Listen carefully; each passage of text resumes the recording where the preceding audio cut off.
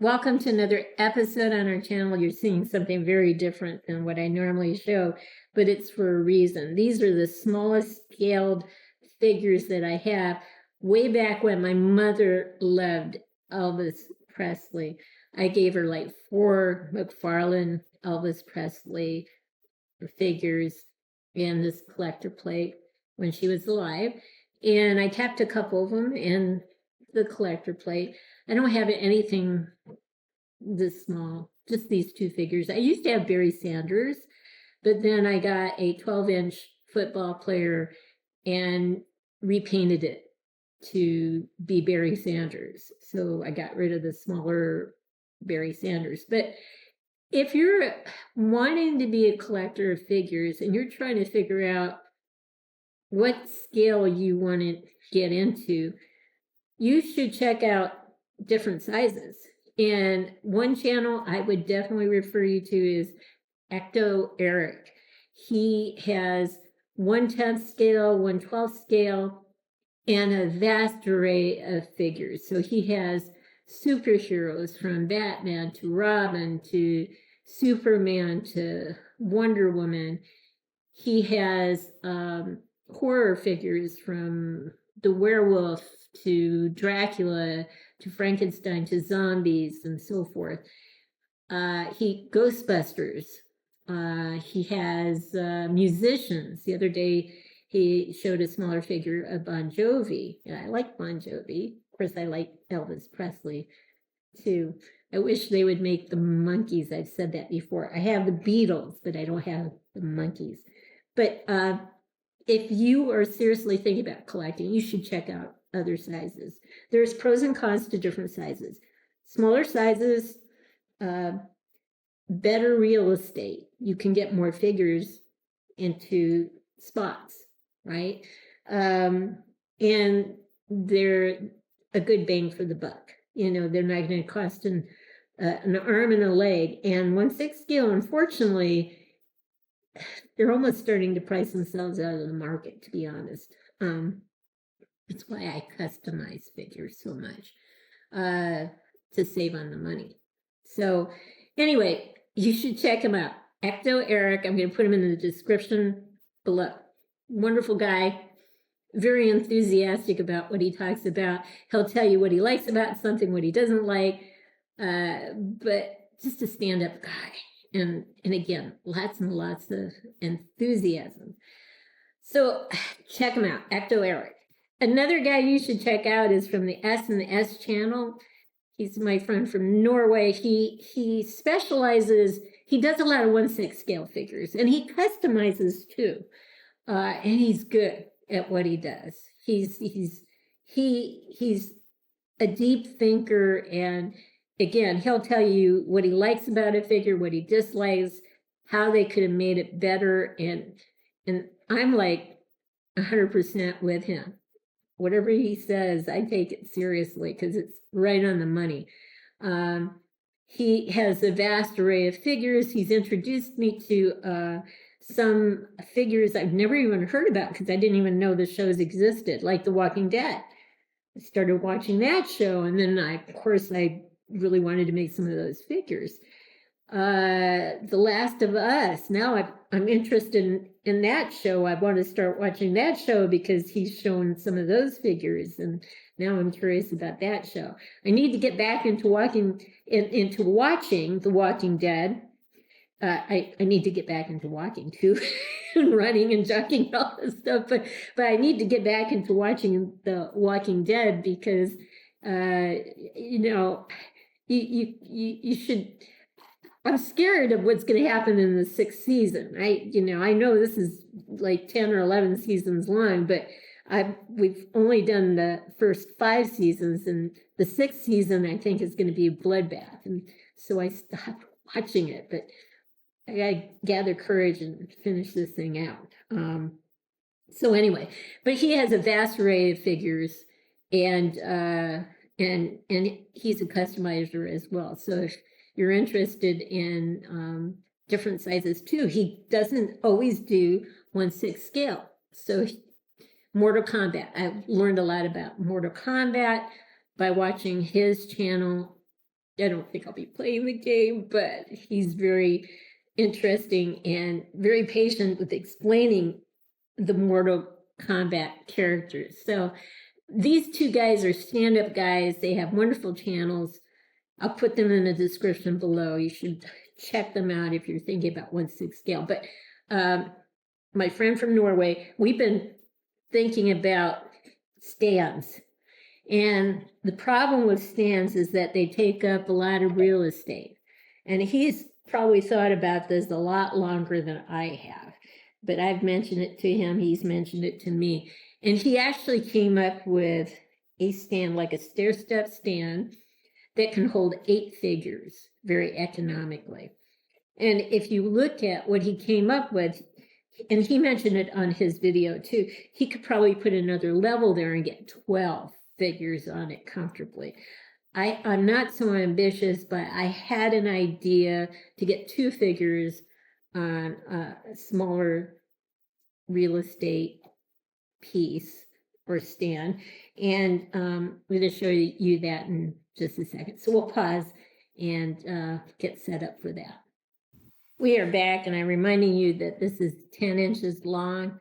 So our ideas evolved as we went on about how to manage the real estate more effectively. So at Michael's, they had lids that were discarded because they were tops of boxes that apparently had been broken. They had hexagon lids, they had rectangular lids, they had square lids, so, and we stained them.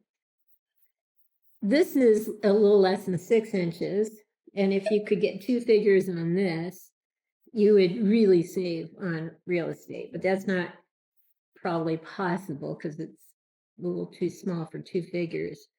Using the square, this is about 5 inches long, so about 1 stand. If you cut one of these in half, another one in half, and attached it, it'd be 7.5 inches, and you could probably get 2 figures on 7.5 inches.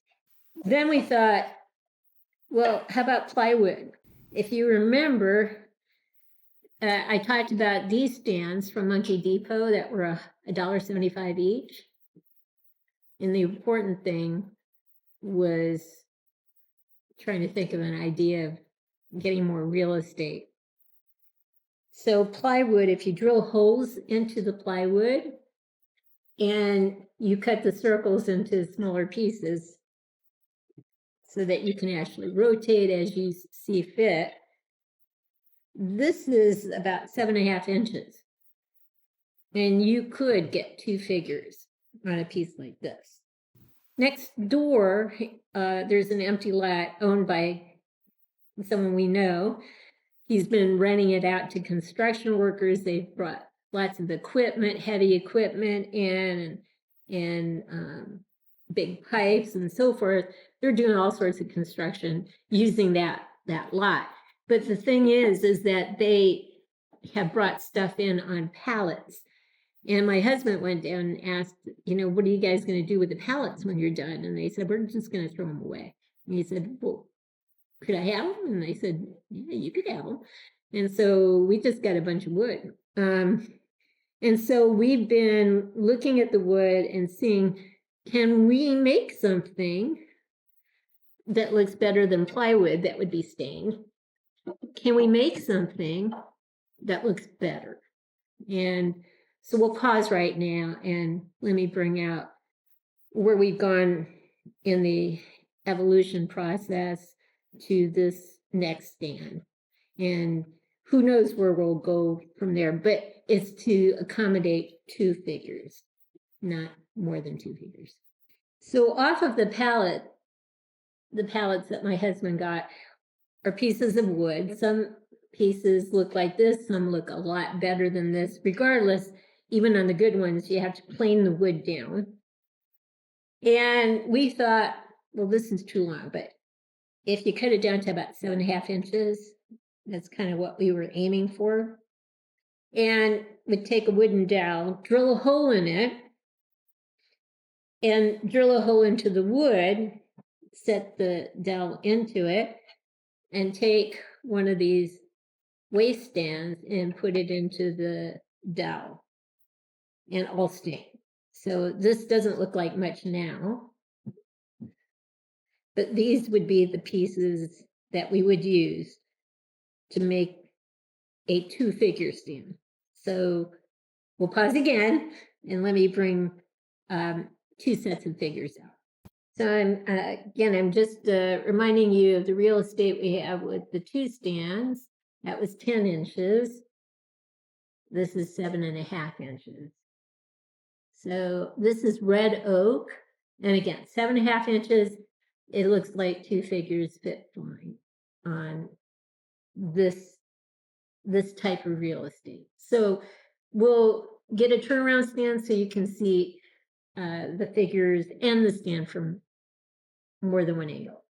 So here is the Union soldier and the Confederate soldier brothers, twin brothers, although one seems to be slightly taller than the other. It was probably the body I used.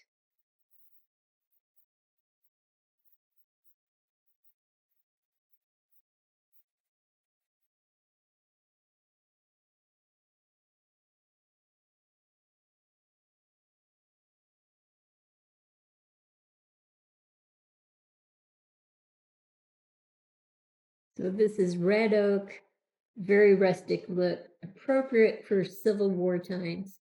And it saves on real estate for 2 figures. So we'll pause now and get a couple other figures on the table. We are back, and this time we're showing the British redcoat with the American Continental soldier. It's the same board that was used for the Confederate stand, but a different section of that board. And this one happened to be much more smoother.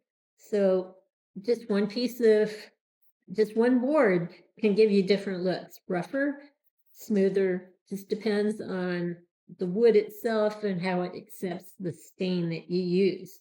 So anyway, we'll put these 2 now on a turntable so you can see them from different angles. So this is red oak from the same piece of wood, just a different section of the wood. And just how it's planed, how well it planes and how it accepts the stain can make a big difference. So let's go around and take a look at these 2 characters. I'll try not to get hit by this long musket.